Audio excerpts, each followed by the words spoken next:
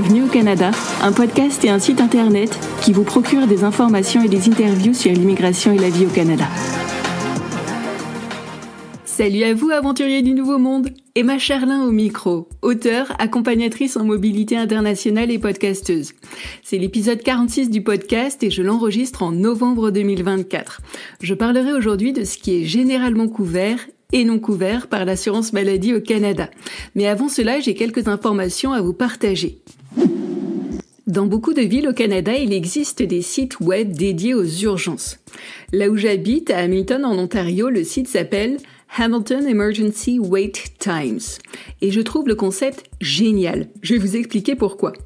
On arrive sur le site et on a la liste de tous les hôpitaux de la région avec leurs adresses et leurs spécialités. Et ça, c'est précieux quand on ne sait pas très bien où aller. En plus, on peut consulter en temps réel les temps d'attente aux urgences. Les usagers peuvent donc sélectionner l'établissement où ils seront pris en charge le plus rapidement. Et quand on éprouve des douleurs intenses, c'est super important. Enfin, comme les patients sélectionnent souvent l'établissement le moins chargé, les urgences les plus engorgées sont en partie déchargées et le flux dans les hôpitaux est naturellement régulé. Tout le monde est gagnant. Les patients sont traités plus rapidement et le personnel médical est moins mis sous pression. Alors, si vous êtes arrivé récemment au Canada, je vous encourage à regarder si un tel site existe pour votre ville ou votre région. En cas d'urgence, vous pourrez consulter le site, ce qui vous aidera à réduire votre stress, à choisir le bon hôpital et à contribuer ainsi à un meilleur usage des ressources médicales. Maintenant, je rappelle que dans mon livre « Téléphoner au Canada sans se ruiner », je vous donne plein d'astuces et de numéros de téléphone pratiques pour votre vie au Canada. Notamment, j'ai fait mention de 2 numéros importants, le 911 et le 811. Le 911 doit être utilisé pour les situations d'urgence graves, lorsque la vie ou la santé sont menacées. Par exemple, en cas de douleur thoracique, de difficultés respiratoires, de perte de conscience ou de blessures graves. Ces situations nécessitent une intervention rapide, car chaque minute compte. Le 811 est un service de conseil santé. Il permet de parler avec des professionnels de santé, notamment des infirmiers ou infirmières, sans avoir à vous déplacer à l'hôpital, chez le médecin ou chez le pharmacien. Par exemple, si vous ressentez des symptômes tels que des maux de tête ou des douleurs musculaires, un appel au 811 peut vous éclairer sur la marche à suivre. Si vous avez besoin d'informations sur les vaccins ou la gestion d'une maladie chronique, ce service peut également vous renseigner. Et cerise sur la poutine, le service est gratuit. Voilà ce que j'avais à vous partager sur le 811, le 911 et le site dédié au temps d'attente dans les urgences. Et maintenant, voici un mot de notre sponsor. Eh mais, il y en a pas! Ah oui, c'est vrai, c'est moi le sponsor de l'émission pour l'instant. L'épisode de ce jour est sponsorisé par mon livre « Téléphoner au Canada sans se ruiner ». Vous souhaitez obtenir un numéro de téléphone canadien avant votre arrivée pour faciliter votre recherche d'emploi, ne pas dépenser des fortunes et découvrir tout plein d'applications utiles pour votre vie au Canada?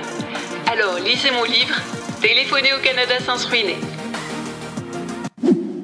Venons-en à présent à l'épisode du jour. Je vais couvrir un point clé, ce qui est généralement couvert par le régime général de santé au Canada. Dans les épisodes 14 et 25 du podcast, je vous ai parlé de l'assurance santé privée, une assurance que l'on prend quand on n'est pas couvert ou pas encore couvert par le régime général de santé au Canada.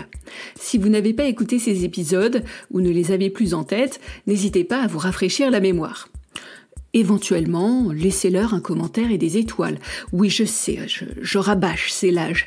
Mais vraiment, cela aide pour la visibilité du podcast. Je referme ma parenthèse et je reviens à mon sujet. Au Canada, l'assurance maladie est de compétence provinciale ou territoriale et non de compétence fédérale. C'est comme pour l'éducation et les transports. Il y a un cadre national établi par le fédéral, puis ensuite, chaque province et territoire établit ses propres choix de santé. Il n'y a donc pas un régime général de santé au Canada, mais 13, un pour chaque province et territoire du Canada. Au Québec, par exemple, ce régime de santé est administré par la RAMQ, la Régie d'assurance maladie du Québec. En Ontario, le régime s'appelle OHIP, ou Ontario Health Insurance Plan. Sur mon site internet bienvenueaucanada.ca, à la rubrique Apprendre puis santé, j'ai un article qui vous renvoie sur les différents régimes d'assurance maladie de chaque province et territoire au Canada. Je mettrai le lien dans la description de l'épisode, comme ça vous n'aurez pas à chercher. Je reprends mon propos. Il y a 13 régimes d'assurance santé au Canada, avec des règles différentes pour chacun d'eux. Ces règles touchent principalement aux bénéficiaires, à savoir qui peut profiter de la couverture santé, et aux soins couverts ou non couverts par le régime d'assurance maladie. Vous vous en doutez, je ne vais pas détailler chaque régime d'assurance maladie au Canada. Par contre, j'aimerais vous donner des principes généraux afin que vous puissiez comprendre à quoi vous attendre. Si vous êtes affilié à l'assurance maladie de votre province ou territoire, vous bénéficiez d'une prise en charge de la plupart des soins de santé et services médicaux d'urgence.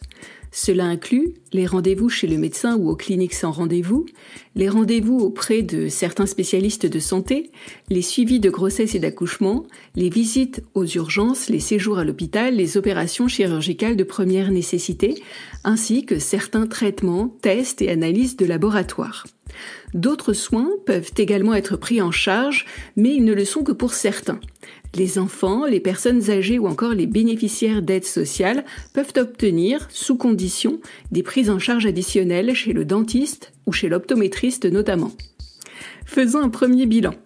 Certains soins sont couverts pour tous les affiliés du régime général de santé.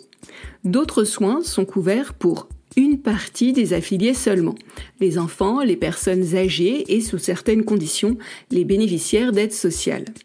Ce qui m'amène tout droit au point suivant, quels soins ne sont d'ordinaire pas couverts par le régime général de santé. Même en étant affilié à l'assurance maladie, le plus souvent, vous ne serez pas couvert pour les soins dentaires, les soins oculaires, les soins auditifs, les rendez-vous chez les professionnels paramédicaux comme les kinésithérapeutes ou les ostéopathes, les services d'ambulance, les soins à domicile, les médicaments, ainsi que bien d'autres soins et services encore. En quelques mots, bien qu'utiles et importants, certains soins ne sont pas pris en charge par l'assurance maladie de votre province ou territoire. Si vous souhaitez bénéficier de ces soins, vous ou votre complémentaire santé devrez les payer. Arrêtons-nous un instant pour faire un nouveau bilan. Si vous êtes affilié à l'assurance maladie de votre province ou territoire, certains de vos soins de santé seront pris en charge, mais d'autres ne le seront pas. La prise en charge par l'assurance maladie de votre province ou territoire pourra être moins généreuse que celle que vous aviez par le passé dans votre pays de départ. Alors, râlez un bon coup si le cœur vous en dit, puis 5 minutes après, récupérez votre bonne humeur et avancez. Ouais, ça s'appelle la règle des 5 minutes. Moi, je la répète en boucle à mes enfants. Vous avez le droit de râler 5 minutes, et puis après, vous passez en mode solution et action. Mais je reviens à mes moutons, et je vais vous donner un exemple. Il y a quelque temps, j'étais fatiguée. Mon médecin m'a prescrit une analyse de sang, et quand il a vu les résultats, il m'a annoncé que j'avais une anémie. Il m'a ensuite reçue à 10 reprises dans son cabinet pour me faire des piqûres de fer. Petit aparté, j'ai survécu et tout va bien. Blague à part, les 11 fois où je suis allée à son cabinet, je n'ai rien payé. Quand je suis allée au laboratoire d'analyse médicale pour la prise de sang, je n'ai rien payé non plus. Par contre, j'ai dû payer un montant pour le médicament qui m'a été administré. Maintenant, je prends un autre exemple. Parfois, je me rends chez l'ostéopathe. Mais en Ontario, l'ostéopathie n'est pas remboursée. Quand j'y vais, je paye 150 $ pour 1 heure de séance et ma mutuelle me rembourse 20 $. Je sors donc 130 $ de ma poche à chaque séance. Admettons que j'ai besoin de 4 séances dans l'année, cela me revient à 520 $. Ouais, ça fait un peu mal tout d'un coup. Enfin, je vais mieux en termes de santé, mais je vais un peu moins bien en termes de porte-monnaie, quoi. À présent, faisons un aparté sur la prise en charge des médicaments. Parce que j'y ai brièvement touché dans mon exemple sur l'anémie et mes piqûres de fer, mais j'aimerais vous apporter un peu plus de clarté. Dans beaucoup de provinces et de territoires, il existe une faible couverture pour la prise en charge des médicaments. L'assurance médicaments couvre, quand vous y avez droit, et pour partie seulement, le paiement de certains médicaments. Je reprends étape par étape. Primo, l'assurance médicaments n'est pas ouverte à tous. Bien souvent, des conditions d'âge, d'emploi, mais aussi de statut migratoire entrent en jeu. N'est donc pas admissible au régime qui veut. Secondo, l'assurance médicaments ne couvre pas intégralement le paiement de vos traitements. Souvent, vos premiers achats de médicaments du mois sont à votre charge, puis une fois la franchise dépassée, le reste de la somme à payer est remboursé sur le principe de la coassurance, par vous pour une partie des frais et par l'assurance médicaments pour l'autre. Tertio, l'assurance médicaments ne rembourse pas tous vos traitements, mais certains d'entre eux seulement. La liste des traitements couverts est réactualisée régulièrement. Dit autrement, si vous bénéficiez de l'assurance médicaments, et j'insiste sur le « si » dans « si vous bénéficiez de l'assurance médicaments », il est possible que certains de vos médicaments soient remboursés, mais sur une base qui sera toujours inférieure au montant à payer. En plus du régime général de santé, de nombreux Canadiens prennent une assurance santé complémentaire. Cette dernière vient compléter la prise en charge de l'assurance santé générale. Elle vient la compléter sans pour autant garantir le remboursement complet des frais. Je vous donne un exemple. On a dû me poser une couronne dentaire. L'assurance maladie de ma province n'a rien couvert. La complémentaire santé de mon mari a payé une partie des frais, mais j'ai tout de même dû débourser un gros montant de ma poche. Et croyez-le ou non, je l'ai senti passer. Je parle de la facture, pas de la couronne en fait. Revenons à nos moutons. Une complémentaire santé peut être souscrite de manière privée. Une personne définit ses besoins, sélectionne un assureur, le niveau d'assurance voulu, puis paye le montant de sa complémentaire santé. Une complémentaire santé peut également être souscrite via une collectivité. Les étudiants peuvent choisir une assurance santé complémentaire proposée à tarif négocié par leur université ou collège. Les employés peuvent bénéficier de la complémentaire santé mise en place par leur employeur. Les complémentaires peuvent couvrir le titulaire seulement ou le titulaire et sa famille. Elles peuvent couvrir certains domaines de santé restreints, par exemple les soins dentaires, oculaires ou les médicaments, ou bien d'autres domaines comme la psychologie, l'ostéopathie, la naturopathie ou encore les massages. Mais j'insiste sur un point, il vous faudra toujours avoir une cagnotte pour vos soins de santé parce que la prise en charge par le régime général d'assurance santé et par votre complémentaire santé couvrira certes une partie de vos dépenses, mais jamais la totalité de vos dépenses. À ce propos, si vous souhaitez obtenir des précisions sur le sujet, lisez mon guide Coût d'une expatriation au Canada. Vous y trouverez vraiment plein d'astuces et d'informations pour monter votre projet comme votre budget au Canada. Mais bon, moi je dis ça, je dis rien bien sûr. Alors ce n'est pas tout ça, mais il s'agirait de résumer l'affaire. Voici les principaux points à retenir. Premier point.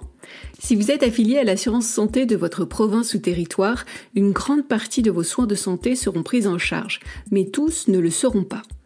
Second point, en plus de l'assurance santé générale, vous pouvez prendre une complémentaire santé. Avec une complémentaire, vos dépenses de santé seront en grande partie couvertes. Troisième point, même en bénéficiant de l'assurance santé générale et d'une complémentaire santé, il vous restera un reliquat à payer. Au Canada, il est préférable de garder une ligne budgétaire dédiée à vos frais de santé. Rassurez-vous, elle sera beaucoup moins importante qu'aux États-Unis. Mais, assurément, elle sera plus conséquente que celle de régimes avantageux, comme celui de la France par exemple. Comme toujours, les informations que j'ai mentionnées pourraient ne plus être d'actualité au moment où vous les écouterez. Je vous recommande donc de vous renseigner sur les sites officiels du gouvernement du Canada et en particulier sur les sites du ministère de la Santé de votre province ou territoire de résidence. Et voilà, cet épisode de Bienvenue au Canada est déjà fini. Je vous remercie de l'avoir suivi jusqu'au bout. Si vous l'avez apprécié, abonnez-vous à ce podcast, donnez-lui des étoiles et laissez-moi un commentaire. Cela me fera plaisir, mais surtout, cela aidera de nouvelles personnes à le découvrir.